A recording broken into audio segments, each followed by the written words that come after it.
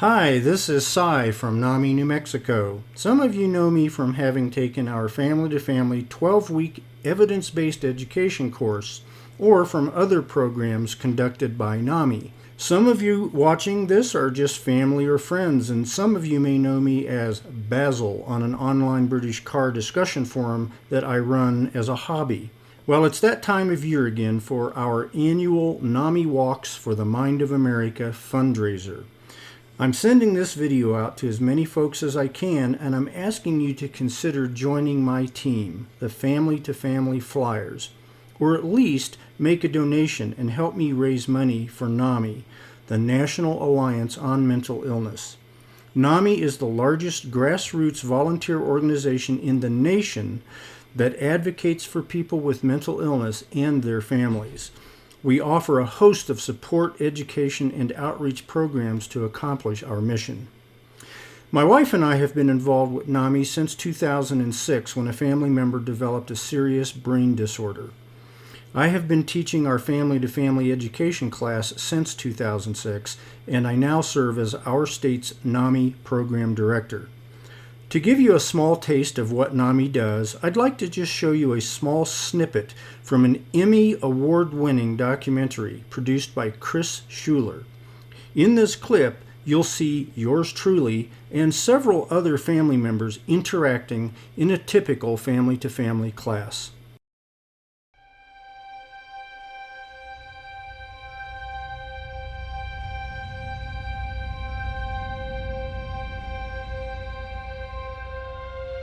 What you see on the outside with kids is not always the story that's happening on the inside. I think when you're young, your inside life is almost more real than your outside life. I live with a mental illness. I also have a master's degree and I work as a skilled rehab professional. Most of the people I meet in my personal and professional life also deal with aspects of mental health.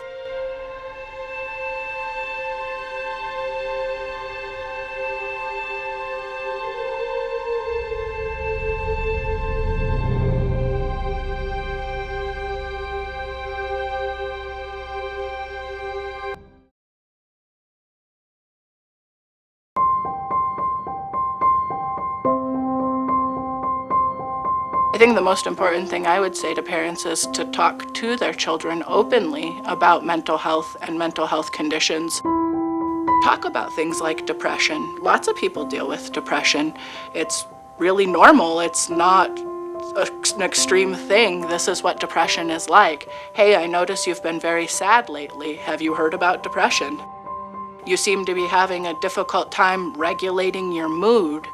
Do you feel excited often? Do you feel tired often? What's going on? Ask those questions. Well, so I want to thank you all for coming to this wonderful endeavor, and everybody in this room, including the teachers, we're all individuals who have loved ones living with a mental illness.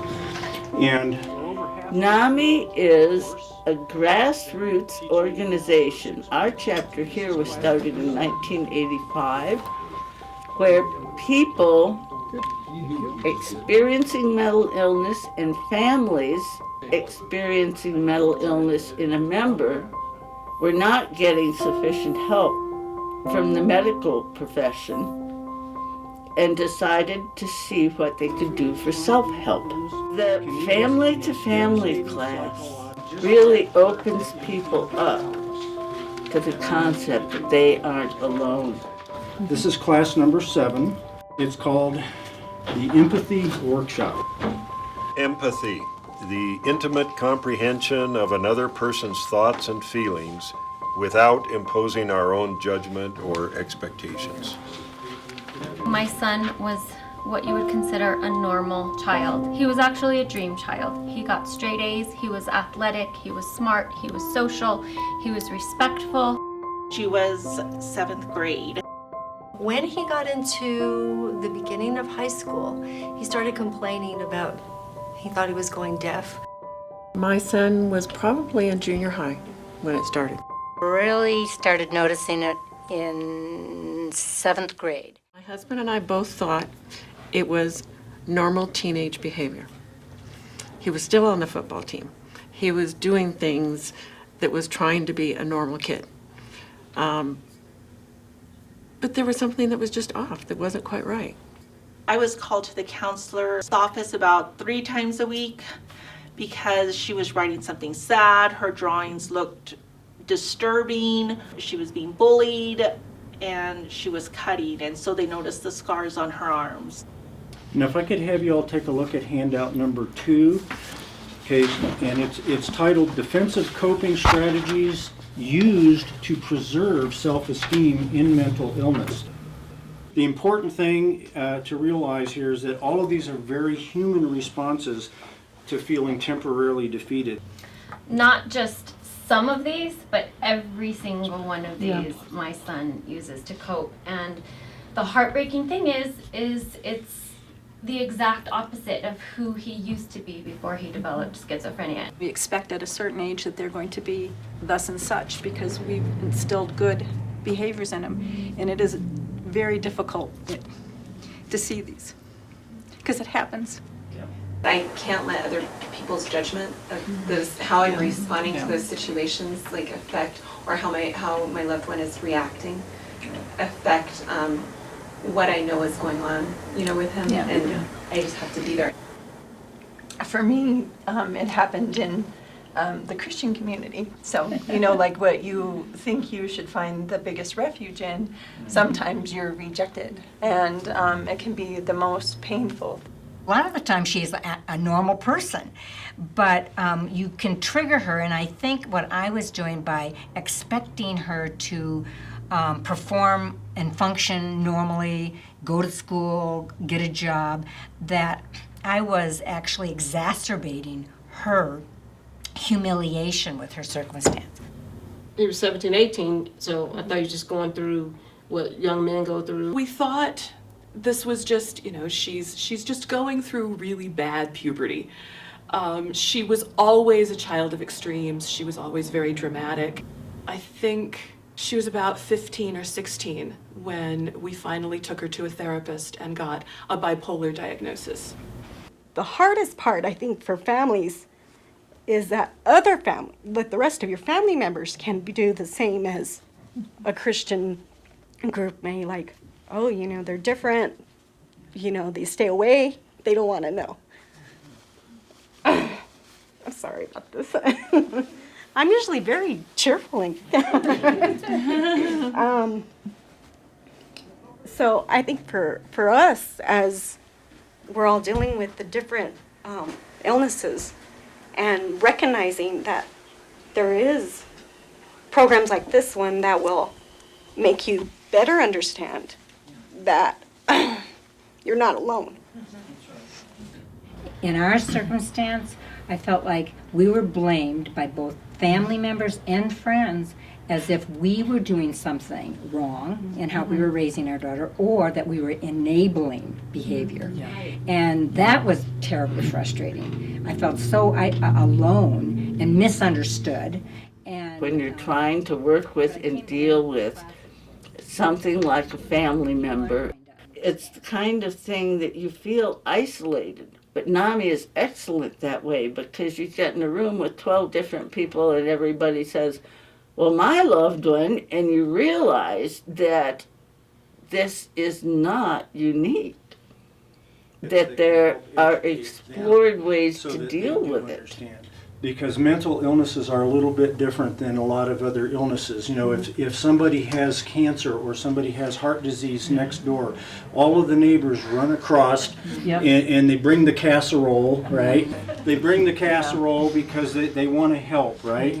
Well, mental illness, we say it's not a casserole disease, okay? Because when a family has mental illness, rather than having friends and our co-workers and our loved ones' friends kind of gather around us and give us support, people tend to start pulling away instead of coming in to help you.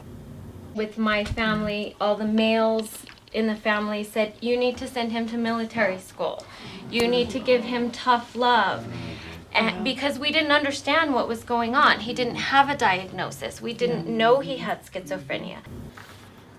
I wished I had this information when our daughter was in middle school and we first noticed the problems with the cutting, which we had no knowledge of.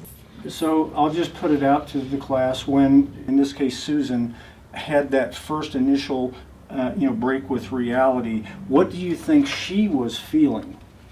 Panic. Panic? Hopeless. Hopeless? Confusion. Scared. Constant crisis. Denial. Insecure. We have eventually hospitalized him twice. He's still mad at us about it. He does not admit that he's ill. I wish he did.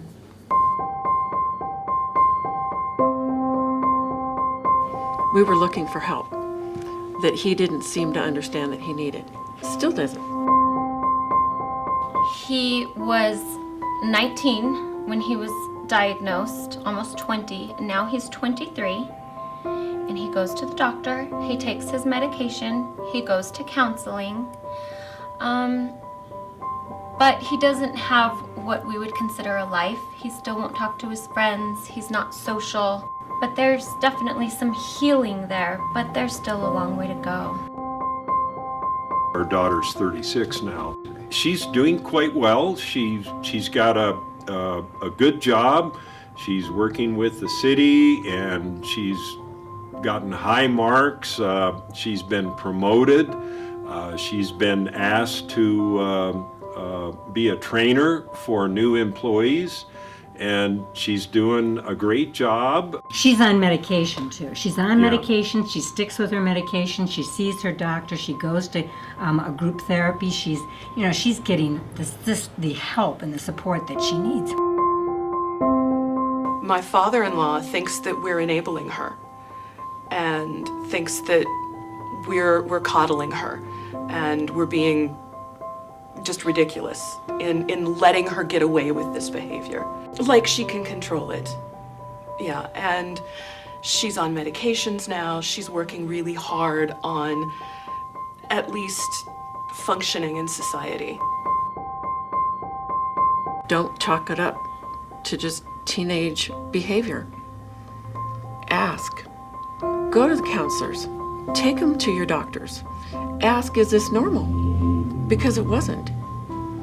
Because there's mental illness on my husband's side and my side of the family, but it wasn't talked about. I wish it had been. We talk about it now. Family to Family is just one of several education and support programs that we do for individuals with mental illness and their families.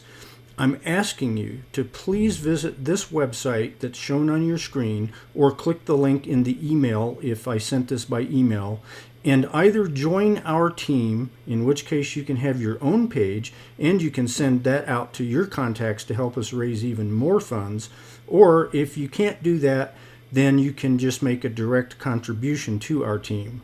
No contribution is too small, and every bit helps us continue to provide and grow these great programs. Thank you, and God bless.